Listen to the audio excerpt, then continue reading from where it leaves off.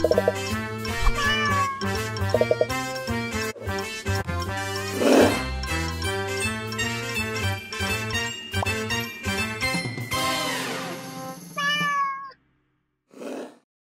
lagi sama gue Arya. Nanti. Dan sekarang kita mau review film-film horor karena Halloween ya? Iya. Bulan Oktober. Nggak kerasa ya udah Oktober lagi. Buset dah. Apa yang terjadi di 2020?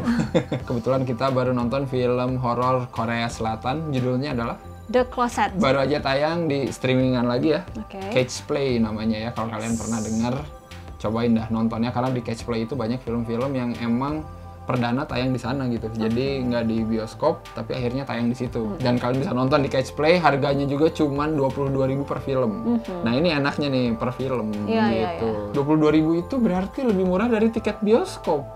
Iya sih. Iya kan ya. Jika Anda menonton bioskop pasti lebih dari 22.000 itu. Cerita The Closet ini sebenarnya nyeritain tentang ayah yang mencari anaknya yang hilang ya. Iya. Anaknya itu katanya hilang ditelan oleh lemari. Iya, di Mengerikan rumahnya sekali. sendiri. Di rumahnya sendiri lagi ya. Sampai akhirnya ada si dukun ini membantu si ayah tersebut ya. Ibaratnya Insidious gitu ya, versi Korea Selatan ya. Mungkin di Closet ini lebih menitik beratkan ke dramanya gitu ya, drama keluarganya gitu. Kenapa sang ayah ini bisa kehilangan anak gitu ya. Ternyata sang ayah sudah kehilangan anaknya dari lama, asik. Karena dia meninggalkan demi Sibuk, pekerjaan. Nah itu dia ya, ini menohok ya karena yang namanya keluarga selalu ada ya masalah-masalah kurang perhatian dan lain-lain gitu ya. Dan film ini kayak ngeliatin banget si ayahnya ini terlalu tenggelam sama pekerjaannya sebagai arsitek. Dan karena dia arsitek, rumah yang ditinggali juga oke ya. Iya, aku suka rumahnya.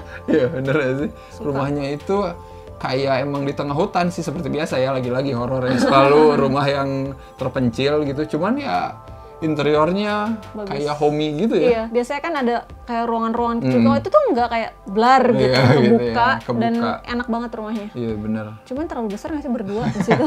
Namanya juga arsitek terkenal ya, jadi tidak masalah. Iya. Kan uang bukan masalah tuh ya. ya. Benar-benar. Dan ya aku juga mungkin suka sama ini ya, opening film ini cukup menggambarkan apa yang akan terjadi ya. Oh ya. Karena dilihat ada ritual eksorsis gitu ya.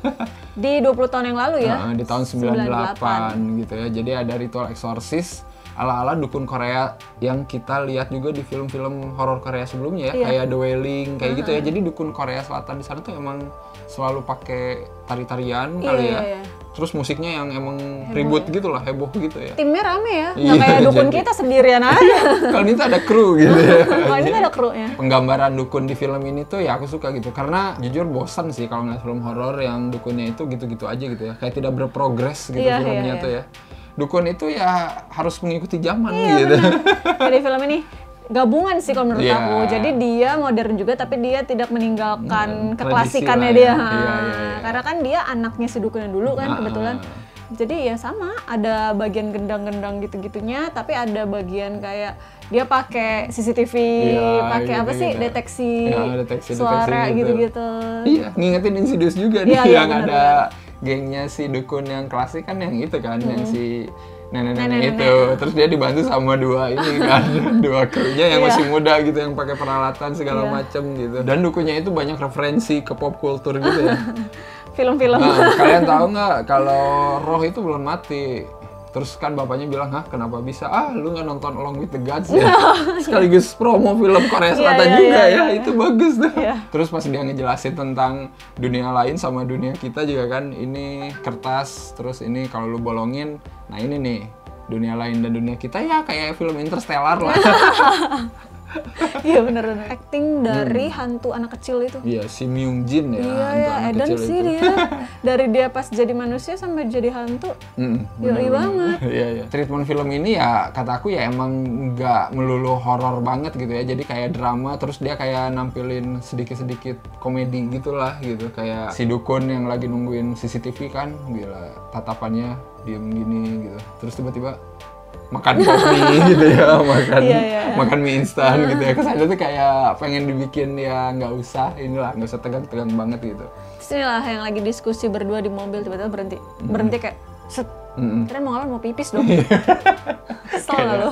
Dukun yang sebenarnya bikin justru mencairkan suasana gitu ya, nggak terlalu tegang banget gitu ya. Tapi pas bagian Kerja. dia dibutuhkan kerja ya beneran gitu, kerja serius gitu. Ada beberapa scene. Jadi si dukun ini kan dibilang dia tuh sudah kayak tahu gitu loh kejadian ini berulang-ulang di daerah sana gitu ya. Kayak udah 10 tahun gitu nggak sih?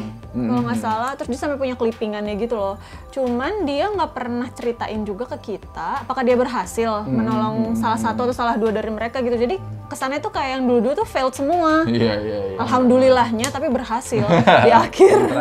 Iya. Kalau tebakan aku sih mungkin emang gagal aja kali ya. Jadi dia kayak terus-terusan pengen mengejar si hantu ini kali ya. Logis lah pilihan dia mempercayai dukun itu ya, karena udah nyoba segala hal gitu. Malah dia jadi dipermalukan justru sama media gitu ya.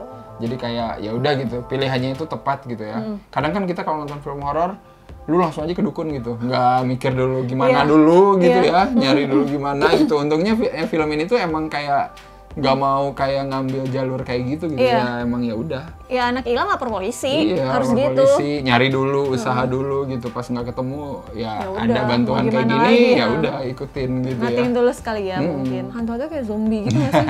Somehow yang di kamar ya.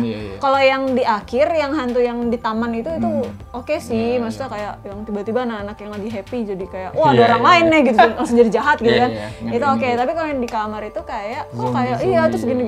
Terus pas denger suara alarm ini jam langsung wah gitu ya zombie. Memorable aku yang pas ayahnya masuk ke dunia lain, dunia bawah ya apa sih dia bilang? Dunia bawah. Dia keluar dari rumahnya kan, itu gila bagus banget rumahnya. Maksudnya pas udah berubah gitu kan, kayak niat banget. Jadi ada kayak mainan di kamar anaknya gitu. Terus pas dia keluar kamar itu juga bagus. Pas ada penampakan si Myung Jin nangkring di salah satu mainan itu. Gila itu ngeri banget. Si bapaknya mempelajari masa lalunya si Myung Jin lah itu. Itu cukup tragis juga sih. Ternyata dia dulu juga tersakiti sama orang tua yang gendeng. Sama ayahnya yang gendeng.